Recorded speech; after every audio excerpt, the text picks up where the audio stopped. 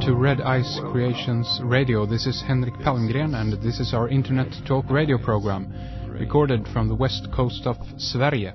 And we are here every Thursday and Sunday with a new program, available through our website, redicecreations.com. Today we have with us Dr. Ann Blake Tracy.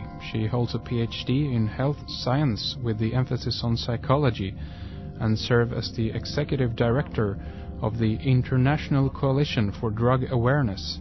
And she has specialized for 17 years in adverse reactions to serotonergic medications such as Prozac, Serafim, Zoloft, Paxil, Luvox, Celexa, Lexapro, to name just a few, as well as painkillers, and have testified before the FDA and congressional subcommittee members on antidepressants. And since 1992 she has testified as an expert witness in Prozac and other SSRI-related court cases around the world. Some of the more high-profile cases she has worked on would be the murder-suicide of comedian Phil Hartman and his wife Bryn, the Columbine and Red Lake school shootings, Andrea Yates, the Texas mother who drowned her 5 children, the Atlanta J. Trader, Princess Di's death, the murder-suicide of the royal family of Nepal, Anna Nicole Smith's son, Daniel's death. Her latest book on the Prozac family of antidepressants, Prozac, Panacea or Pandora, or Serotonin Nightmare, is the product of many, many years intensive research and the cases of approximately 1,000 patients on a long-term basis. The websites that you should take a look at right away is drugawareness.org, and also take a look at ssristories.com for much more information on Ann Blake Tracy, and also, of course, of her organization, International Coalition for Drug Awareness. Welcome to the program, Dr. Ann Blake Tracy. It's great to have you, and thank you for coming on with a busy schedule I know that you have. Thank you. It's great to have you here. I want to help bring some focus to this issue of antidepressants, or SSRIs, and help inform anyone out there who are either considering taking antidepressants or currently is taking them, or to any existing or future parents that have their kids on antidepressants. And I thought that we could begin, with the basics here today, Anne. First of all, the most basic stuff. What are antidepressants, or SSRIs? Well, the SSRI antidepressants, actually all of them work the same way, but this is just a new way of marketing antidepressants and calling them SSRIs. It stands for Selective Serotonin Reuptake Inhibitor, meaning that the drugs go in and impair your ability to metabolize the neurotransmitter serotonin so that it will start to build up in the brain. Because the whole hypothesis behind these drugs is that when you're depressed, your serotonin levels are low. Mm-hmm. So what they're trying to do is build those serotonin levels up. The problem is, according to research over the last 3 decades, serotonin is not low in depression, it's actually high. What is low is your ability to metabolize, which is exactly what these drugs impair. Mm-hmm. So, in effect, they are actually making the problem worse. You may get an initial high from the shock to the system, but that's all you're going to get is an initial high. And anybody knows that what goes up comes down. Oh, yeah. And many people... I just heard from someone last night who was trying to get off of these, which is very difficult. Mm-hmm. And he was very upset. He said, I've never been depressed in my life, but now I'm depressed and suicidal. And he said, I didn't go on these for that. Yeah. How did this happen? Well, it happened because that's what these drugs actually cause in the long run. So this is the basic of this is that this changes the chemistry of the brain. Is that correct? Yes, it does. I tell people that actually what's really happening with these drugs is that they're literally constipating the brain. They're keeping the brain from eliminating what they are supposed to eliminate. When serotonin metabolizes, it breaks down into other substances like melatonin that helps you to sleep, which is why patients on these drugs can't sleep. But it just, we're messing with things that we know nothing about. I know science is very good at making us believe that they know so much. But unfortunately, that is not true.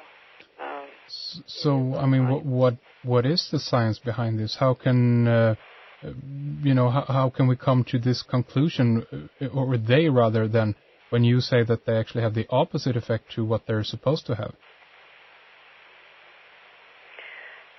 Very good question. The nickname for serotonin is 5-HT, and the nickname for serotonin metabolism is 5-HIAA. And what they were beginning to think is that when 5-HT went up, the 5-HIAA would also go up. But when you look closely at all the research and really read it, it's the exact opposite. And the biggest problem in science today is scientists do not read research. They just don't. I mean, find me a doctor that even bothers to read a package insert on one of these drugs. Is that so? It's extremely rare. I think there's probably more patients that read them than doctors do. I really do. Really? Anyway, that's the way it is in America. Sure. So, okay, this must then be some kind of, someone came up with this idea at the beginning, and now all the pharmaceutical companies have been pumping out these. I mean, there's a slurry, I guess, of different names or different brands out there on the market. Exactly. Maybe we can mention a few of these so people know what we're talking about here. Sure. There's Prozac, Zoloft, Paxil. Of course, these are called different names in different countries, too. Sure. And then we have Celexa, Lexapro, Effexor, Remeron, Cerazone. There are so many of them. The new Cymbalta by Lilly to replace Prozac when it ran out of its patent. And Cymbalta is the one where they gave it to healthy volunteers, and one of them hung themselves in their laboratory. Oh, really? I don't know how they got that on the market, but they did, and I pulled off an article last night where they were telling everyone that it's just wonderful for people who have problems with urinary incontinence. So they're getting them to take it for that as well. But then these drugs have been prescribed for decades to children that wet their beds at night. Oh, really? Is that it? Yes. This is terrible. I had one boy get hold of me from England. He's now in his 20s. And he said it was just terrible. He grew up on these drugs because of a problem with bedwetting, thinking he was insane. Really? Because of the effects of the drug, and having no idea that it was coming from his medication at all. Yeah. I mean, who would stop and think that it's your bedwetting medication making you crazy? Yeah. But these drugs are so similar in action to drugs that we've seen in the past. Ecstasy, LSD, PCP. These are all serotonin reuptake inhibitors. Exactly. I read that on your website, drugawareness.org, and it said that the brain chemical these drugs increase, serotonin, is the same brain chemical that LSD, just as you had LSD, PCP, and other psychedelic drugs mimic in order to produce their hallucinogenic effects. So, I mean, what the heck is going on here? Is this a mild form of hallucinogenic drug then? That's right. In fact, the the National Institute of Mental Health here in America just 2 weeks ago released a new study. And I thought that their spin on this study was really interesting. What they did is they said, we've tested a drug called ketamine for depression. Now, ketamine is known as Special K in the street. Mm-hmm. It is a street drug. It is a drug that is not allowed to be used in humans generally. It is a sister drug to PCP, angel dust. Mm-hmm. And I've got one whole chapter in my book that was written clear back in 1994 that shows the striking similarities between PCP and these new antidepressants. I was just shocked to see how similar that they were. Oh my God, yeah. And they came out in this study and they actually said that these drugs have the same effect. It's just that antidepressants take a little bit longer to produce that effect. And they found that ketamine would get rid of depression within minutes or hours, where antidepressants will take weeks. And they were saying, this is wonderful if we can come up with a new drug that will do this without causing all the hallucinations that these cause.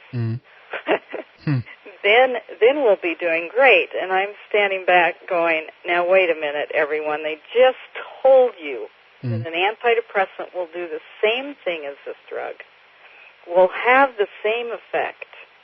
It just takes a few weeks as opposed to minutes or hours. Now, what you need to understand is that PCP was introduced as a medication. It was introduced as an anesthetic, which is what ketamine is as well. So they're literally anesthetizing patients with these drugs. And I've put brainwave patterns of a patient on Prozac in my book. And the brainwaves show this patient after 6 months on the drug in a total anesthetic sleep state and dreaming while he's sitting there talking to the people doing the test on him. Really? Oh my God. And that's literally what they've just admitted through the National Institute of Mental Health here in America. Oh my God. I am just appalled that they think we're stupid enough that we're going to say, oh yes, isn't this wonderful? But that's all our media is doing here. Oh my God. Oh yes, isn't this wonderful? Now we can produce this effect faster. So is this is something that builds up in the system then, and kind of because yes, because it's the serotonin that's producing that effect. So as serotonin builds up higher and higher, there's more and more of the anesthetic effect. But the drugs also accumulate in the system. They accumulate in brain tissue at very high levels. They're protein binding, and they bind to tissue. So, I mean, I read on the Wikipedia thread, basically under, I think it was under SSRI, or actually, no, wait a minute, this was actually under HDHD, the symptom, and they talked about depression in there.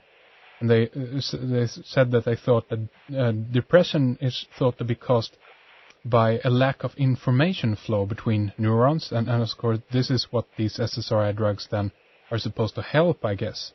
But right. But the question then is, of course, if you start taking these kinds of drugs in order to help the brain to pass, to keep the information flow between neurons, doesn't that mean that also that the natural processes eventually for this flow actually shuts off? So if you try to go off these drugs, this will totally shut down? We do know that there is a terrible turmoil within the brain, whether you're starting on these drugs or coming off of these drugs. the FDA, when they issued the black box warning on these drugs for children, they also issued a warning saying that if you abruptly change your dose of an antidepressant, and that's going up or down on the dose, so starting the drug or stopping the drug or even adjusting the level of the dose that you're taking while you're on it, can cause suicide, hostility, which is often their term for homicide, or psychosis, generally a manic psychosis, which is why here in America every third person you meet now is bipolar. Yeah. Sheesh. It's because they've all taken an antidepressant and they've abruptly gone on the drug, which means they've taken a whole pill instead of just shaving a little tiny bit and slowly building up, which is what they'd have to do it safely. We went through this with steroids, and it took us so long to learn with steroids that this was the problem as well. Now doctors will not give steroids unless they take a patient up very, very slowly, keep them on a short time, and take them down very, very slowly. And these drugs are no different. One single 30 milligram dose of Prozac will double the body's version of cortisone, the steroid. It has a strong steroid effect.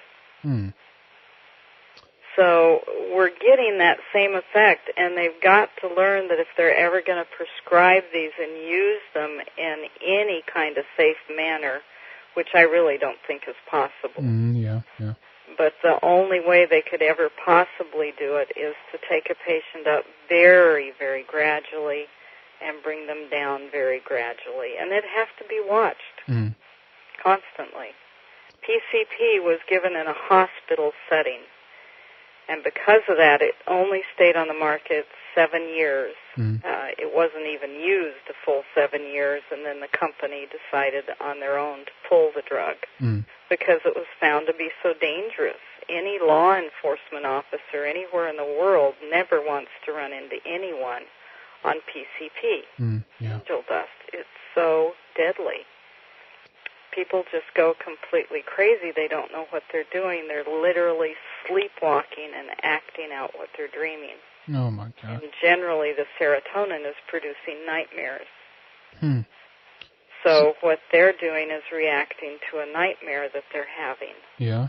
Which is exactly what these drugs do. That's called a REM sleep behavior disorder. And that disorder, we already know 86% of the patients being diagnosed with that are on an antidepressant.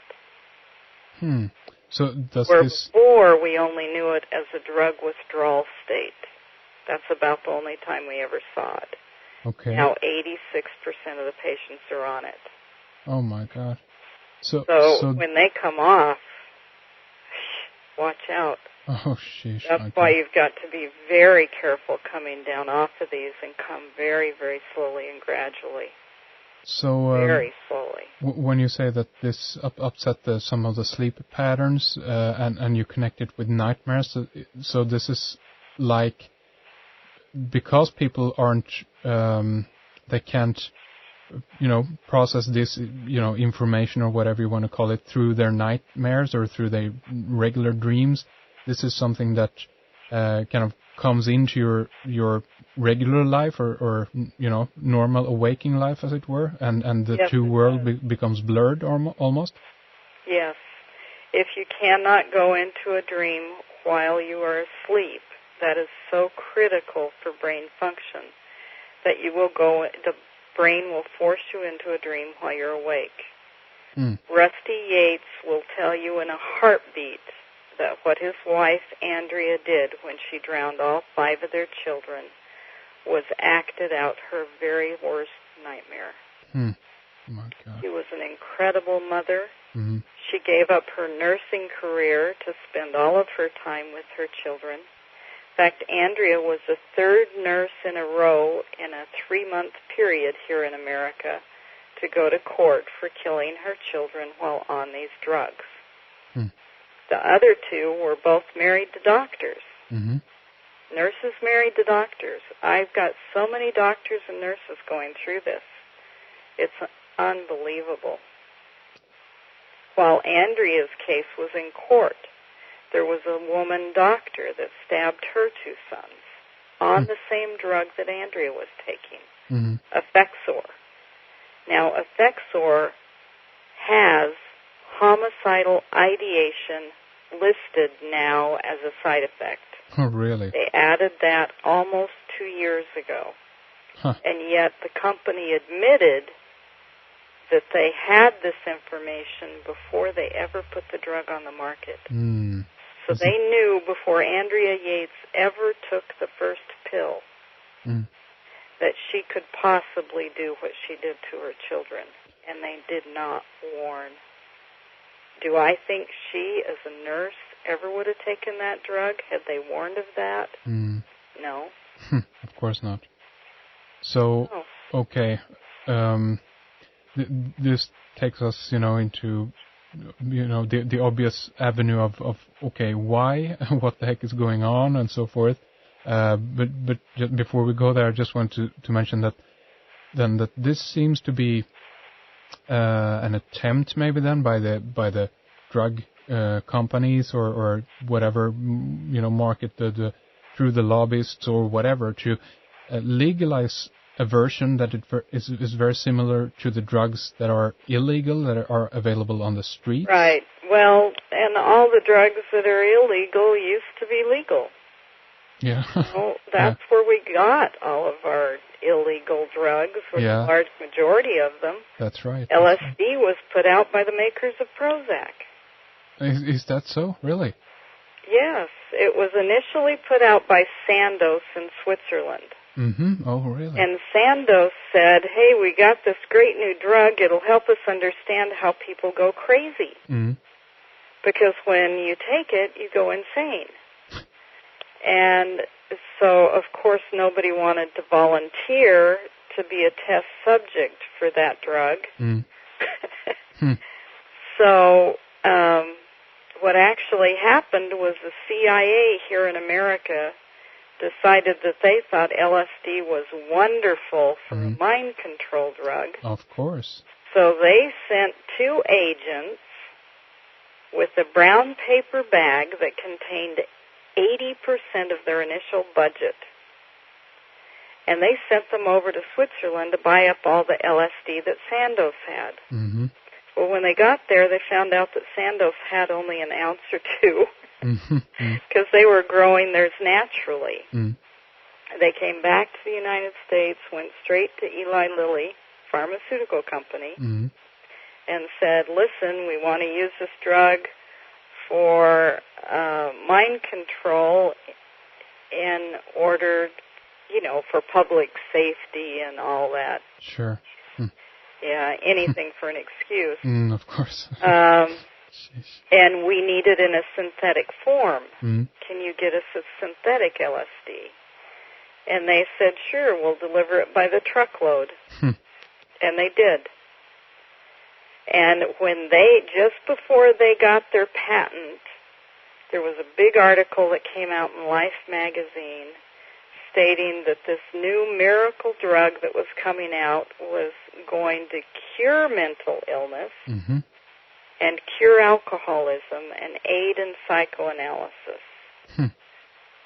Complete turnaround from what Sandoz had said about LSD. Yeah. And they began to learn that if they just lie through their teeth about their drugs, they can sell them. And they can become very, very wealthy doing it. And they have. They bring in $200 million a day just on antidepressants alone. Really? Oh, my God. It is just unbelievable how much money they're making. What incentive is there for them to tell the truth about their drugs? Or to say, oops, we made a mistake, like they did with PCP. Yeah. But early on we had studies showing that these drugs would produce LSD flashbacks. So, I mean, let's see here. I'm very glad that you took that avenue and connected it with mind control, because this was one aspect that I did want to get into, and especially when when I read that on your website that this had very similar effects to LSD as it builds up in the system and so forth. Right. So, I mean, what's going on here? Is this a mass, some kind of mass mind control program going on here? I mean, I know that there were. I'll tell you, even I've started to wonder. Yeah, yeah. I mean, I've done this for 20 years. When I first started, I thought it would take a year, maybe 2 at the most, for people to see the problem with the hypothesis behind these drugs, and that everyone would say, uh-oh, we really made a mistake. Let's turn around here and do it the right way. There's no way you could have convinced me then that now I would still be trying to educate people about what these drugs are doing. Yeah.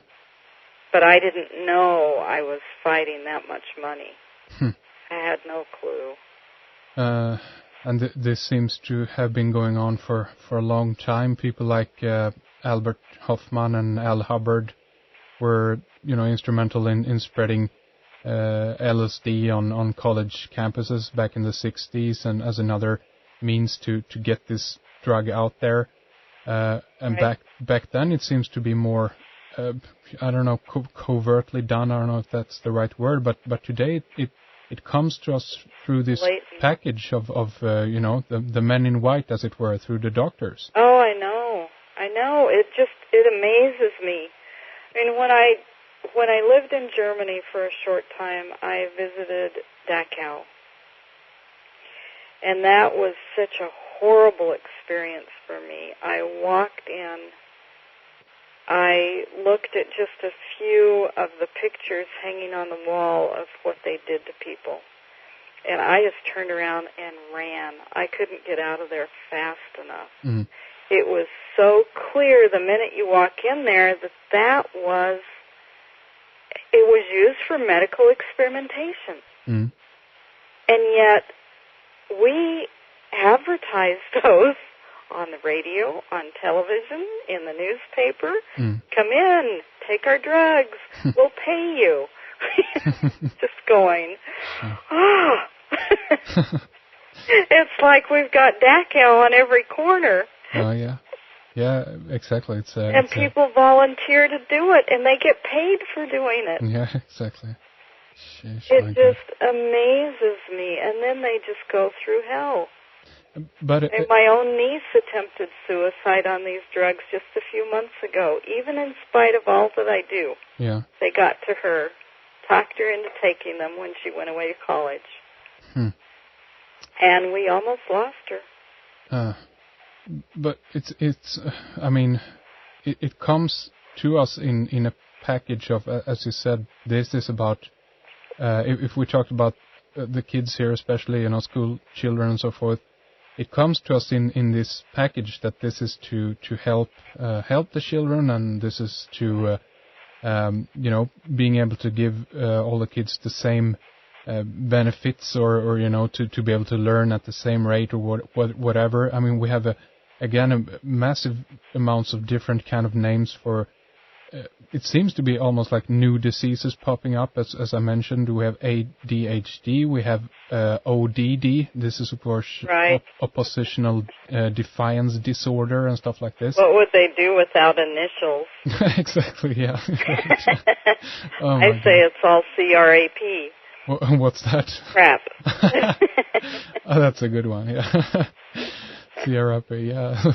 But I mean, what's happening here? I mean, are the kids sick? Is this modern diseases? No, what's wrong here? It comes from the fact that nobody paid any attention to history.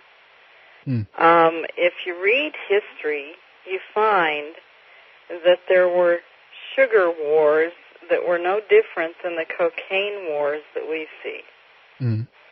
Sugar is almost identical in action to cocaine. And yet we use it, we refer to it as a food. In America, we consume amazing amounts of the stuff. Kids get up in the morning instead of breakfast. You know, they grab a candy bar and a pop and head off to school. Mm-hmm. And their blood sugar's already low before they do that because it goes the lowest overnight. You stick that in your system first thing in the morning, and your blood sugar drops, and what does your body do? It kicks in adrenaline to normalize the sugar level. And you've got a hyperactive kid. And then we go, wonder where that came from. Yeah. Now, if you gave him cocaine every morning, you wouldn't be surprised to see him act that way. Yeah, that's right. But we just, it tastes good, you know, so who cares, right? But, you know, we got to learn the science behind what we're doing wrong. Yeah. But you can give them an apple. You can go to the health store and get something natural that's made with fruit and nuts that tastes just as good as any candy bar. And we've just got to learn to be more responsible in our health, and we're not. I don't know about other countries, but I know in America, hypoglycemia is absolutely rampant because of our high consumption of sugar for so many generations. And we just really need to learn. As far as I'm concerned, hypoglycemia is like the worst disease out there. I've had cancer. I would take cancer over hypoglycemia any day. Because with hypoglycemia, your blood sugar drops, and then you can't think to know what to do for yourself. You lose brain cells immediately when the blood sugar drops. Really? Immediately, the brain cells begin to die. So it will produce brain damage faster than anything that we know of, and these drugs are notorious for dropping the sugar levels. In fact, that's the first thing that I saw with it. I was in Utah at that time, living there, surrounded by people of the Latter-day Saint faith called Mormons, that part of their religion is they do not drink alcohol. Well, you gave them one of these drugs, and they were alcoholic almost overnight, although they'd never even tasted alcohol in their life. Really? They were having these overwhelming cravings to drink. Well, I knew immediately it had to be affecting the blood sugar, so I went to the pharmacy and asked for a package insert and read it. Sure enough, there was both hypoglycemia and diabetes reported as side effects. And I said, well, no wonder we're seeing this. It's affecting the pancreas so negatively that it's throwing them into severe blood sugar drops, which was probably the initial problem, because when the sugar levels drop, one of the first things you see is depression. Really? Because you're losing brain cells. The body's trying to say, hey, help. Yeah. Your brain's dying. Do something quick. Yeah. Oh my God! But now, you know, they have this new wonderful stuff called the aspartame that's going to help us, right? Oh my gosh! Huh? How about that? Aspartame was the closest thing we saw to Prozac before Prozac hit the market. So it's another one, huh? It is a serotonin reuptake inhibitor. Oh, really? Yes. Oh my God! Okay, so. And what's interesting is on these drugs, you will crave that. I have people that will go through 2 gallons of Diet Pop a day when they're on this stuff. It's just amazing. In fact, I had a fellow that was cutting my hair one day, and I was telling him what I do, and he said, well, I took one of those drugs for a while, and it didn't have any adverse effect on me. And I said, oh, really? And so I said, that's probably because you don't know what adverse effects these drugs produce. And I said, what about your memory? I said, can you remember much of anything anymore. And he said, oh, my memory did get really bad. Mm. I mean, these affect the memory so strongly that amnesia is listed as a frequent side effect. If you can't remember who you are, how are you supposed to remember anything else in life? Yeah, that's right. If you're directing planes at an airport, how can you remember whether one plane's coming from one direction or the other? Oh, my God. It's scary when you really think about how important memory is. Yeah, of course. And if you think about all the car together and happen to forget a part. Yeah. And all the people out there, as you say, potentially that are in these kinds of positions, that are on these drugs. I mean, it's a culture of, excuse the term, but idiots in the end that's going to be left. Well, exactly. You have blackouts. Yeah. You're constantly having blackouts because of the overactivity, which is seizure activity in the brain. Mm-hmm. And you just black out for a few minutes and you can't remember. People will say that they can't remember how they got from point A to point B because they have these blackouts on the drug. One girl said, I can't remember my first year of college because they had me on Prozac.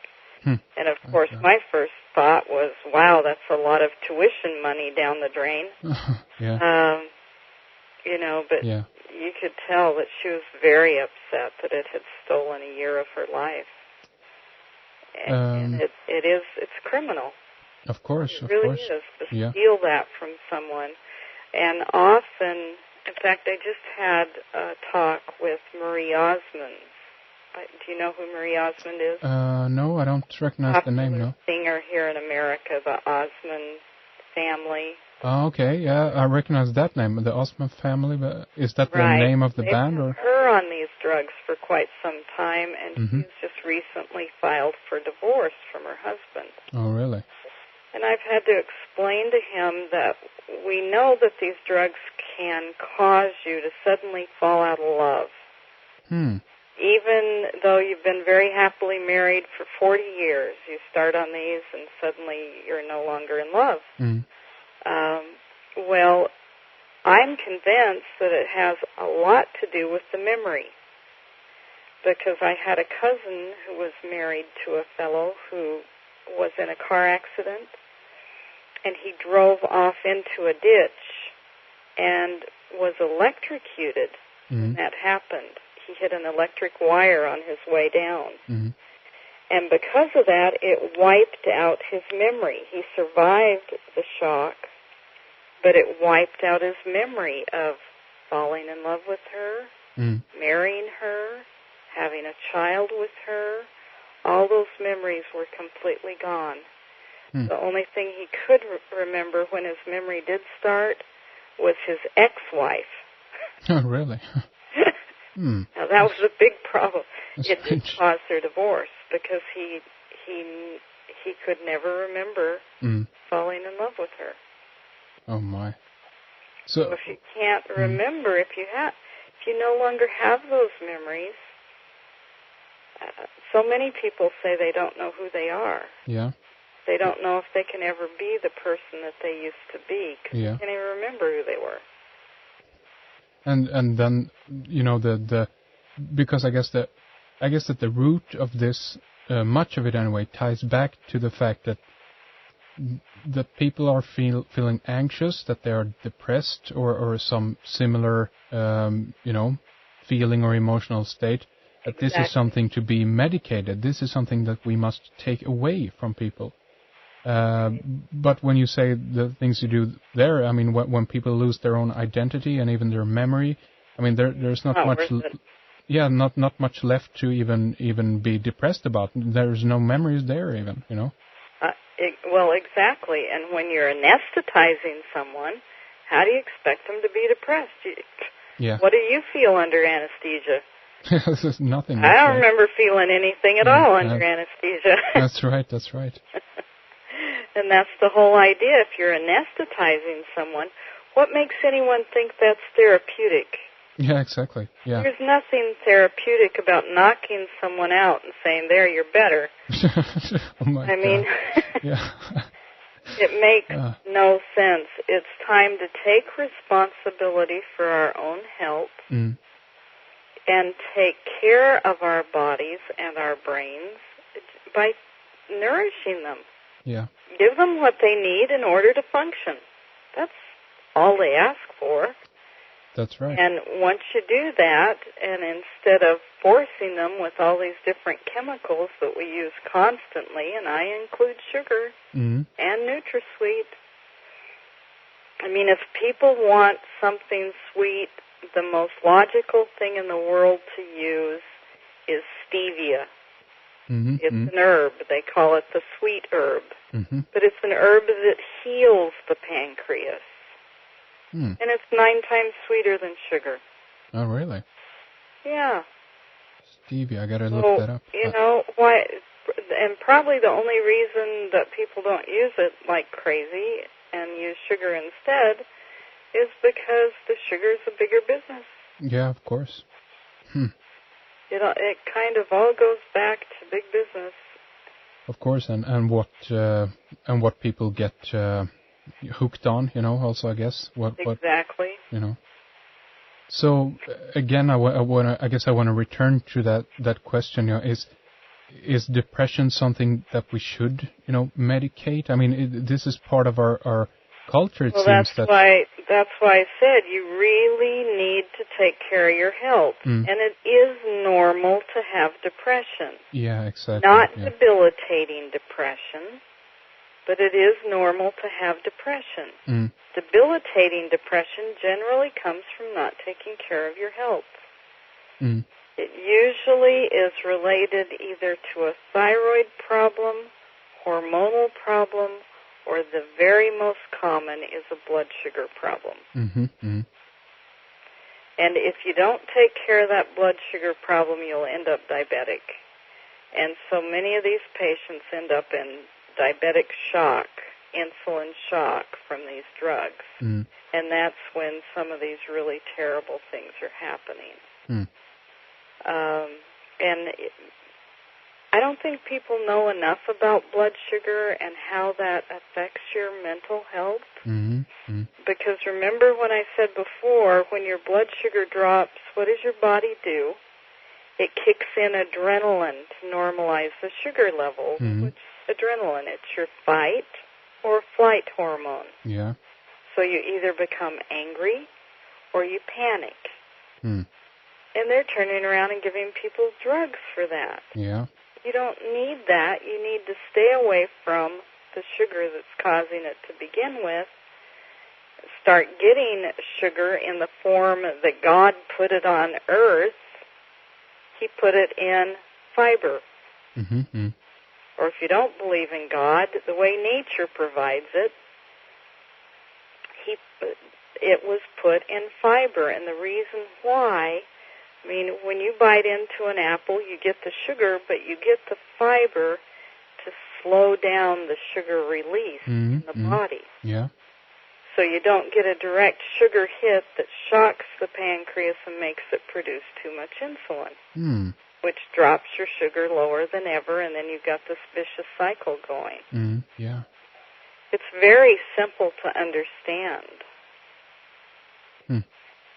But it almost makes you wonder when in America they decided in the 70s that hypoglycemia was not a disease. Really? Right at the same time they were developing these drugs that would, from what they could see, I'm sure, would make them a whole lot of money if hypoglycemia remained rampant. Oh, my God. So, I want to talk... I think there was a conspiracy there. It's the way we do business in America. Well, yeah, well, of course. I mean, the idea of conspiracy is not, you know, it's something that is a part of our culture, you know. It's part of everything. It's part of business. It's part of, you know, it's not a theory. It's a fact. I mean, so I know. And it's never made any sense to me at all. I've always said if people would learn to work together, they would all be so wealthy they wouldn't know what to do. But we've never learned that. So I want to, you know, talk a little bit about obviously at this point, I think people don't need to hear, the obvious thing. If people want to have talked with their doctor or whatever that recommends them to start taking this, the obvious answer here is of course no.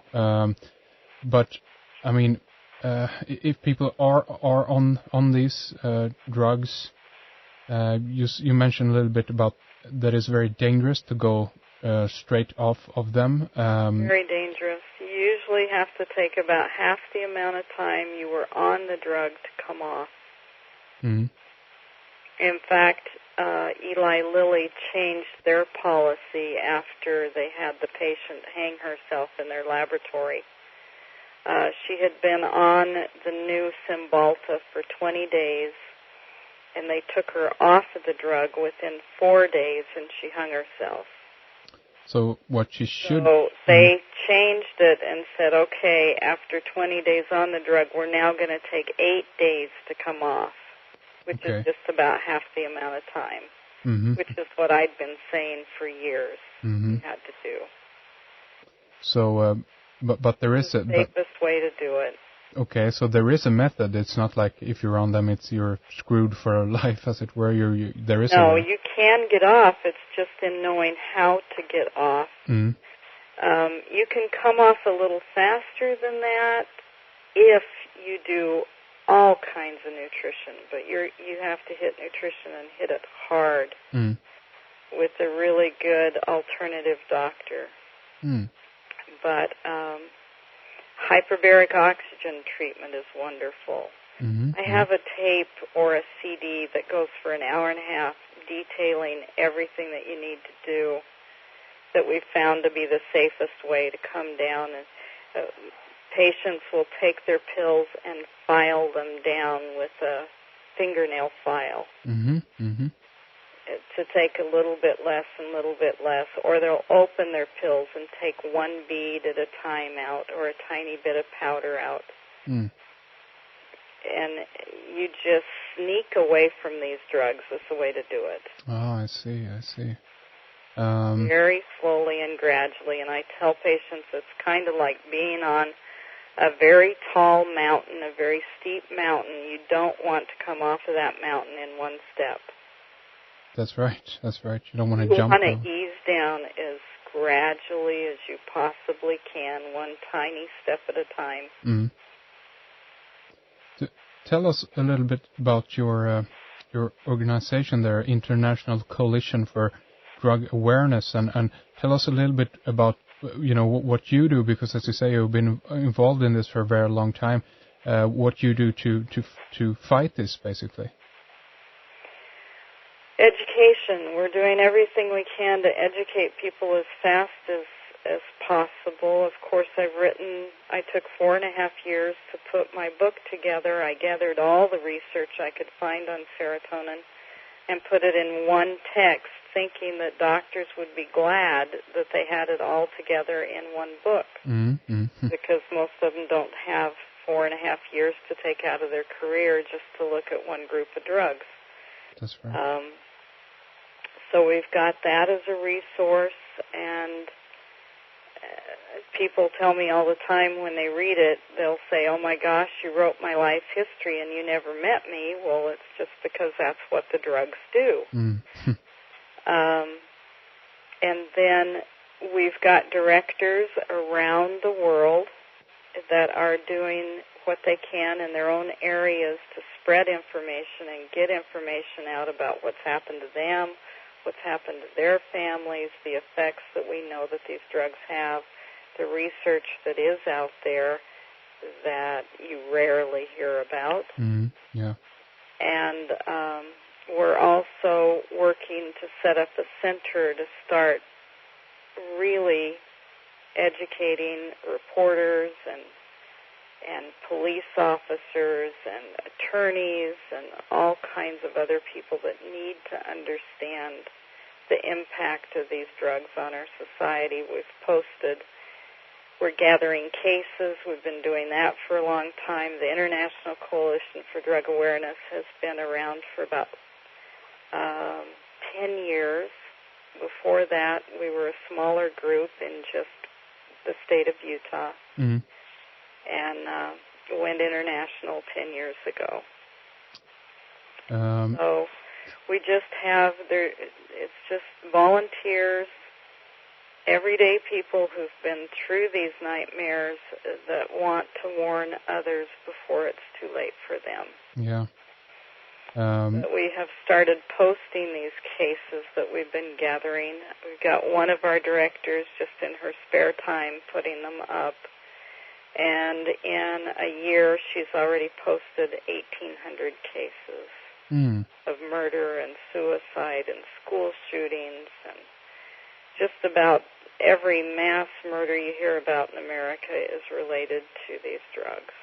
You know, I did want to just mention that, of course, we don't have time here today to tell the entire story of behind Columbine. I know that you have been involved in this, you know, very much the aftermath, as it were, to this. But one thing I was glad to hear was when I went on your website, drugawareness.org, I heard a small speech, an excerpt from a speech by Michael Moore, and finally, Right. at least he was addressing this issue, and this must be helpful, you know, from that guy to spread the message about this, I guess. Yes, he got a copy of my book when his movie Bowling for Columbine premiered. Mm. So that's why in the statement he says, well, in the movie Bowling for Columbine, we looked at all the reasons why society said it happened, and he said none of them made any sense. That's right. The only thing that does are these drugs. Yeah. It's how you change. That's the only way to drastically change someone's behavior, Yeah. other than perhaps a brain tumor. Yeah. So one thing does not change that quickly. Yeah, I see what you mean. One thing I did want to ask you about is, since at the time Columbine was the largest school shooting, you know, when I remember I heard a few programs with you, and I think his name was Mark on the Jeff Brent's program. Mark Taylor. Mark Taylor, that's right. And since then, we of course have had the Virginia Tech shooting, which since Right. then is I guess the largest American school shooting. Do you have any information about this? Do you know if this kid was on any SSRI or something like that? I've never seen them cover up the cases fast. Really? That's all I can say about that one. Okay, yeah. I guess they figured there'd been so many and people were starting to really look that they passed a law saying that they could not divulge the toxicology report. Oh, really? Mm-hmm. Really? When was this law? Right before this? Or Right, same time. Really? It was? Oh my God. How convenient. Very convenient. Oh my God. Now, that did happen at Columbine as well. Mm-hmm. See, they got away with it once. Mm. And so they probably figured they could do it again, especially when this one was so big. Mm-hmm. Because in Columbine, we quickly found out about Eric Harris. Mm-hmm. But I was working with the coroner, and I told them that I wanted copies of the toxicology reports as soon as they got them. Well, they faxed Eric's to me, and I stood there at the fax machine waiting for Dylan's. Mm-hmm. Mm-hmm. And it wasn't coming. The fax was finished, and I called them, and I said, well, all I got was Eric's. Mm. Where's Dylan's? Mm.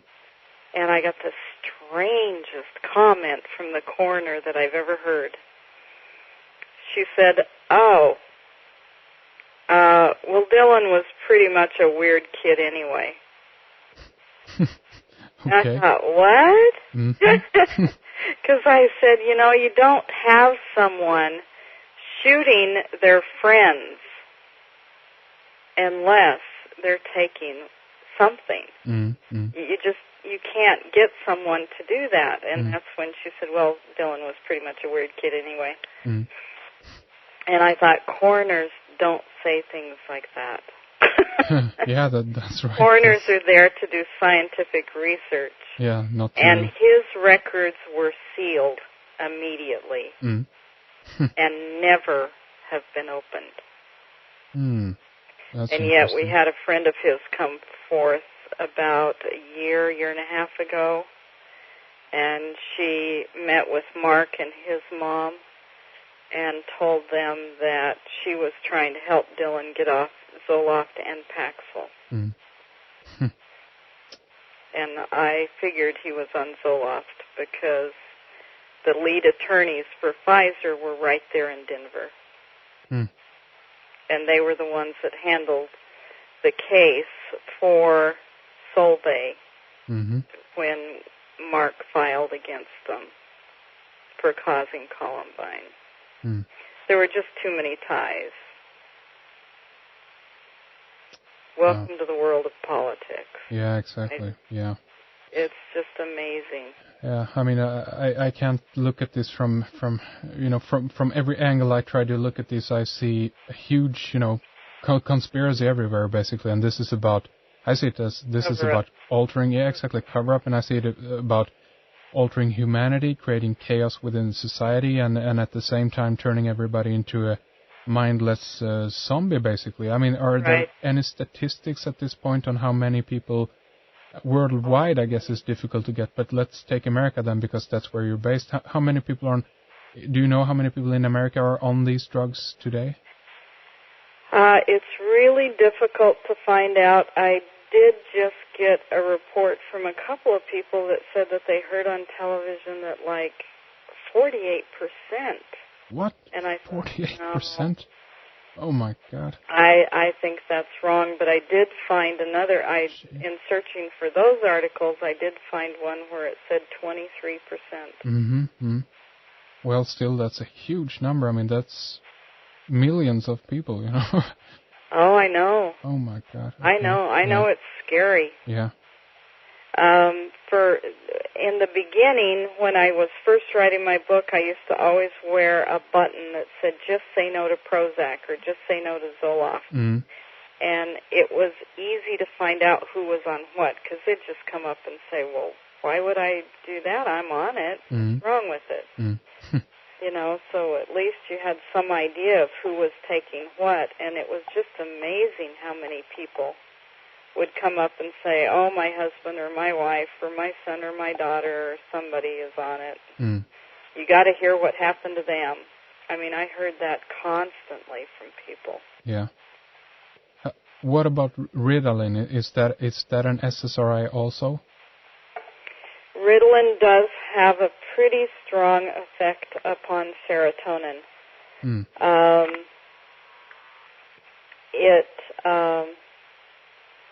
It's more, Ritalin is methylphenidate. It's a methamphetamine.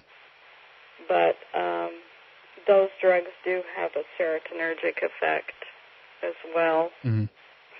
I think they probably have a little bit stronger effect on norepinephrine, which is the adrenaline within the brain. But the antidepressants, most of the antidepressants have an effect upon that as well. So they are pretty similar in a lot of ways. But it is more like speed. But then antidepressants, if it's the opposite of a depressant, it's a what? Stimulant. Yeah, exactly. Stimuli. Yeah, that's right. These are all stimulants. Yeah. So they're really not that different from Ritalin. Interesting. Yeah, and listen, I want to, I know that you have a busy schedule today, and we have spent about an hour here.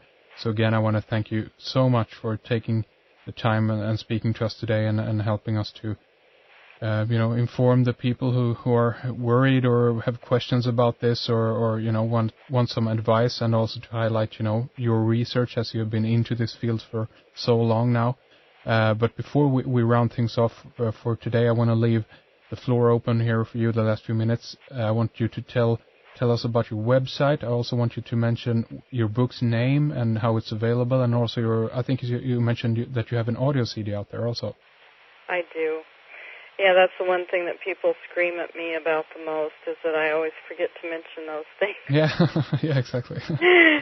The website is drugawareness.org, DrugAwareness.org. And the name of the book is Prozac, Panacea, or Pandora, Our Serotonin Nightmare.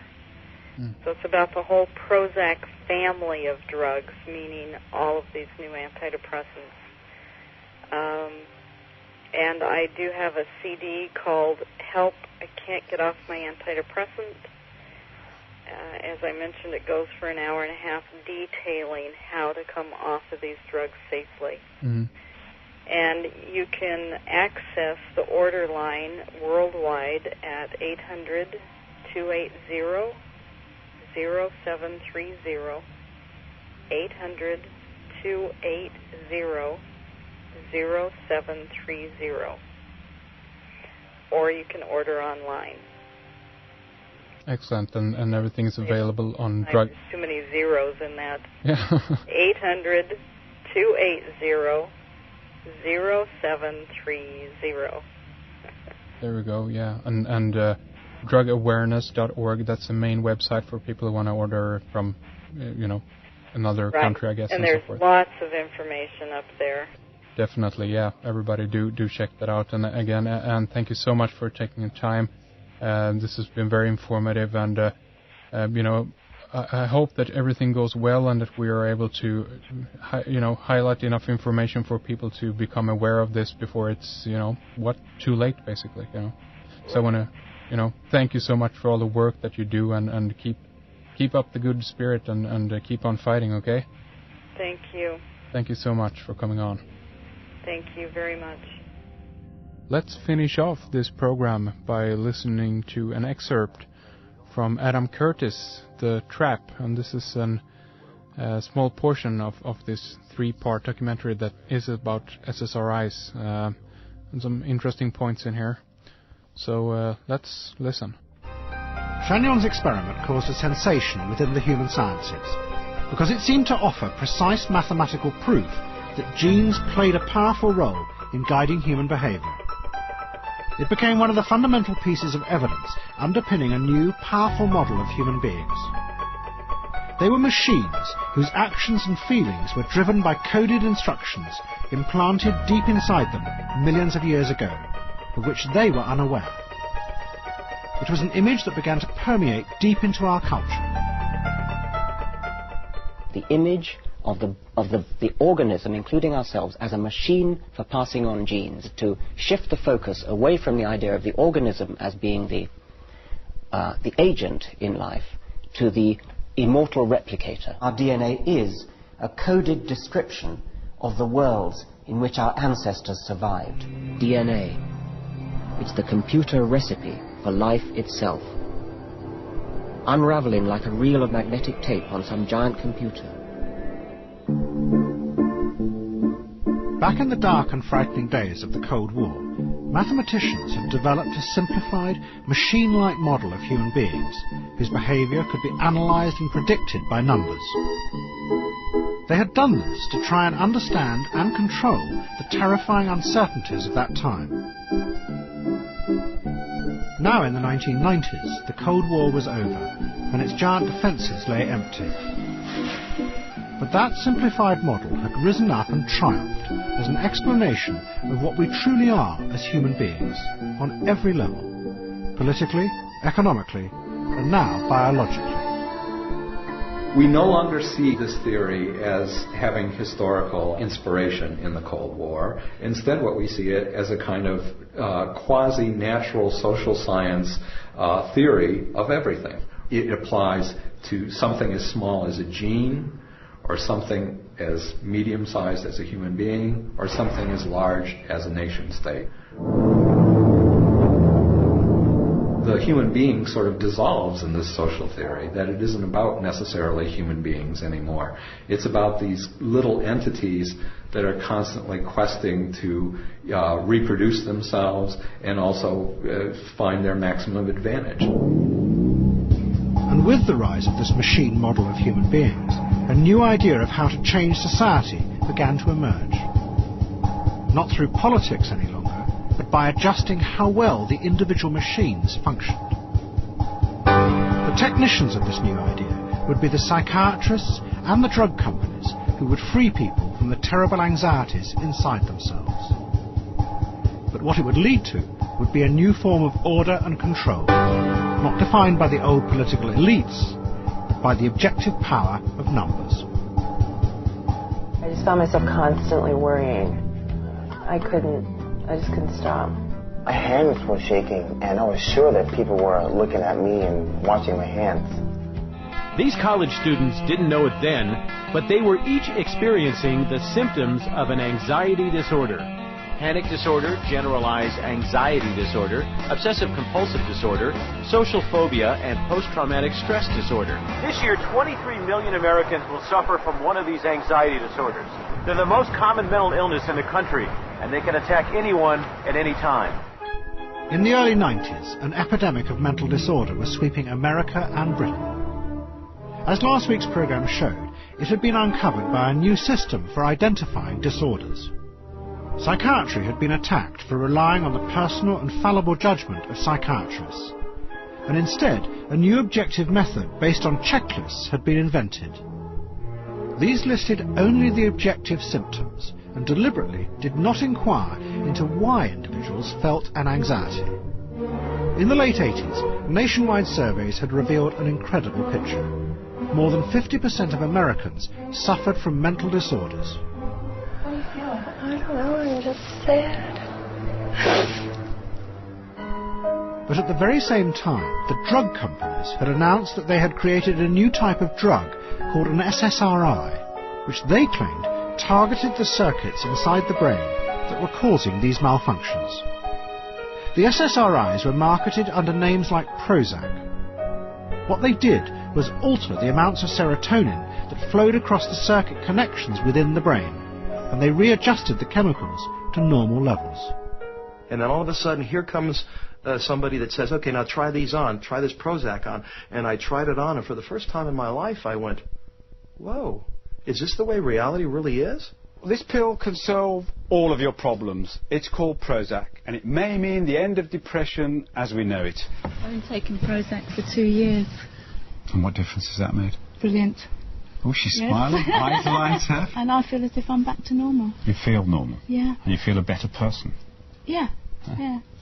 Through treatment, I learned to function with my disorder, and now life is so much more enjoyable. Life is so much better now that I've gotten treatment, and I feel like I've got my OCD under control, and it feels really great. A better life is waiting.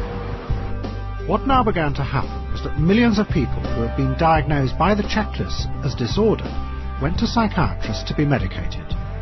The result was liberation from anxiety on a wide scale. But in the process, the checklist became a powerful and seemingly objective guide for people as to what should be their normal feelings and what was abnormal. And a number of leading psychiatrists began to argue that what they were actually doing was creating a static society in which human beings were adjusted by the medication so they fitted to an agreed normal type, defined by the checklist. People come to me all the time asking me to medicate them. The implication behind that was that human beings, like all other animals, have a particular ideal model. It had a machine-like quality to it. We know what the model should be, and they ask the medications, they ask of me to give them medications that would push them back to this particular model they have. An unrealistic model, but a very static model of man as machine. Has it worked? You look very dubious, my friend. Apparently it has. I can't help being suspicious of it. I don't think she's the woman I married. Why? I think she's changed. In what way?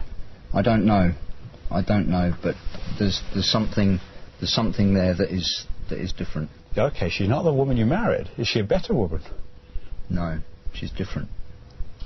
They imagined that they might live in a world where there would never be a worry, not even a grief, where never did conflict, concern, worry over alternatives make possible the kinds of progress that we've seen in the past. But then, the man who had created the checklist system admitted that it might actually be leading millions of people to believe that they were disordered when they were not. The checklists added up only observable symptoms. They deliberately excluded any understanding of the patient's life. Because of this, he said, it confused genuine psychological disorder with normal human feelings of sadness and anxiety, and that this was happening on a wide scale. All this was being said by one of America's most powerful psychiatrists, Dr. Robert Spitzer. What happened is that we made estimates of prevalence of mental disorders totally descriptively, without considering that many of these conditions might be normal reactions, which are not really disorders.